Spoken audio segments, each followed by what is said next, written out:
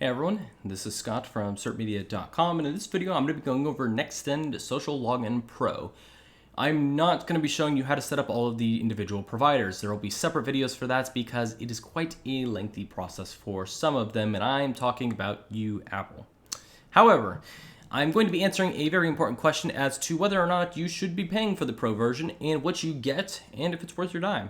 So what we're going to do is just first look at the providers, and then we're going to jump into every generalized option that you can get. So when you're using the free version, you get access to 3 providers: Facebook, Google, and Twitter. We have made videos on how to set up each of those logins on the channel. So if you need to learn how to set those up, you can watch some of the previous videos. But you also gain access now in the Pro version to Yahoo, WordPress.com, VKontakte, I believe it's a Russian social network, PayPal, LinkedIn, Discus, Apple, and Amazon. One thing that I'm disappointed to see is there's no Steam. What is up with that, guys? Steam is a gamer's paradise, really, and the fact that it's not there, but you get Discus is a little odd. But aside from that, you also unlock some additional options. So I'm going to open up the Facebook one, and we're just going to look at some of the generalized features that you get in the Pro version. So as you can see, the sync data is locked out if you're in the Pro version, if you're in the free version. But if you're in the Pro version, you're able to pull that data in. This can be useful for BuddyPress implementations. So for instance, if you're on the free version, you basically just get access to the email for them to log in and register.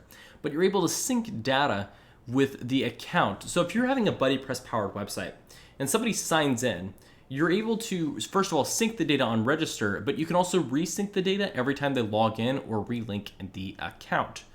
This can be quite useful for keeping profile information up to date. So you can choose to retrieve their age range, which Facebook provides, their birthday. This is something I'd probably request. You could choose to outright request the profile link. That one you may have a little bit more privacy concerns with the user. You could just retrieve the hometown, the location, and gender information. So the hometown information is just their hometown profile field. It's where they were born, and that's the data that's Facebook never changes. The location data is typically the city where they live. So most of the time somebody says that they live in Nashville, Tennessee, and that's what this retrieves. It doesn't retrieve tracking data of their GPS coordinates or anything silly like that, but it does request the information that Facebook provides on their general profile, and then you can request the gender information as well to sync it to the account. One thing I will keep in mind is when you're requesting this sync data, don't request too much. Don't hammer somebody with a lot of options. Don't request data that you have no plans on using. So I wouldn't go requesting the hometown and location information on a BuddyPress website if you have no intention of adding that as a profile field. However, the ability to get that information is quite useful. I would just say Steam, requesting the games library. That would be a great feature. Cough, cough, nudge, nudge to the developers. Really interesting and awesome feature, though. I'm glad that you're able to sync the data because it makes this a lot more extendable for more complicated formats. And other than just being able to just sign in and register with a account, being able to use the information in interesting ways makes your website more of an app than it does just a standard website. The global settings also get some new features. So when you're using the free version, you get the following general settings for free, and it ends down at the membership line. However, in the Pro version, you also get a target window, which is setting up for the login process. Then you get to choose to unlink, which allows somebody to unlink a social media account. I would always leave that checked. Don't restrict people's ability to unclaim their information from you, or to take it away rather. And then you get the disable admin bar for the following roles, which is just kind of a gimmicky feature. Most of the time people have this disabled, but disabling the admin bar for anybody who's a subscriber or doesn't have access to the WordPress admin panel is just a recommended thing to do, in my opinion. It's just mostly bloat and spam that they're just more confused of why it's there. It also makes your design look a little bit odd, to to say the least. But outside of this, you still get some additional features. The privacy features do not change between the free version, which is good. I'm glad to see that they take privacy seriously. The login form, I'll just briefly show you what happens. You get everything that is included here, but then after you get to modify the button style. You can choose to use a long form button, or you could choose to use an icon. This just really matters depending on how many providers you're using. If you have a lot of providers that you're enabling in the pro version or the free version, using an icon would allow you just to get a nicer and more concise login feature. Personally, I'm also a fan of, instead of this free below button, of using the below with separator. I think that just looks a lot more attractive and it makes better use. If you're somebody who wants to make social buttons the primary means of registration and login, I recommend using the above with a separator. That way you're driving more users to use the social logins instead of signing up for individual accounts using the standard WordPress login. Then there's the embedded login form button style. Again, icons, just awesome. And then this is the exact same thing over here, and you can choose above or below with the separator. And the embedded login form button alignment is typically, I would say, center is what I would use. Now that we've gotten that good stuff out of the way, now you get integrations with various plugins that you just don't get in the free version. So most of these integrations functionally work the same, and I'm going to avoid modifying the button style and showing you all the button styles again. But what's cool is you're able to integrate on, say, WooCommerce. So you're able to say, okay, you have your button style, and you can allow somebody to log in or set up an account and output that button either on the before the form starts or after the form starts. This just changes the location of the button. Every time you see the connect button, these are actions that WooCommerce outputs to display the form. So if you're wanting to modify content before the form, you obviously do before checkout billing form or before form starts, and you select that. If you want to do it after, naturally you hit the after. It's just another way of customizing where your buttons are placed. And it does this for a ton of different actions. I'm not going to cover them all because there's just so many. Now the more fun part though is with the comment section. Very fun. No, the BuddyPress section.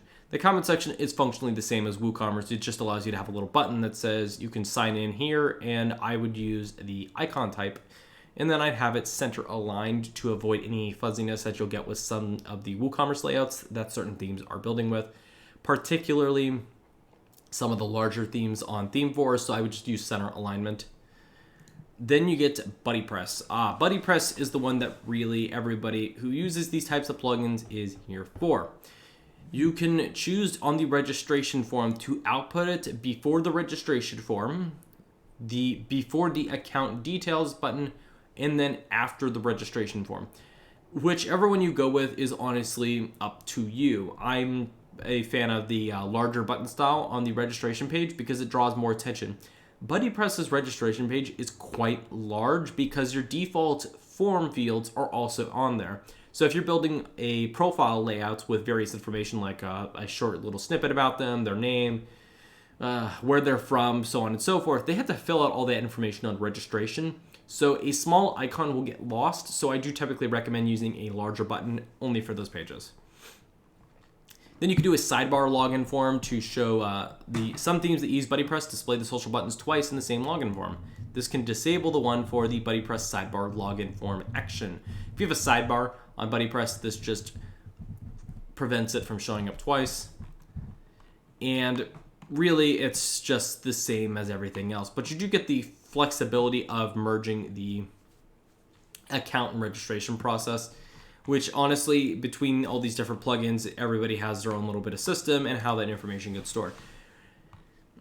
It's a very great plugin in this sense. I wish that the integration was a little bit tighter with connecting field data. So when you collect if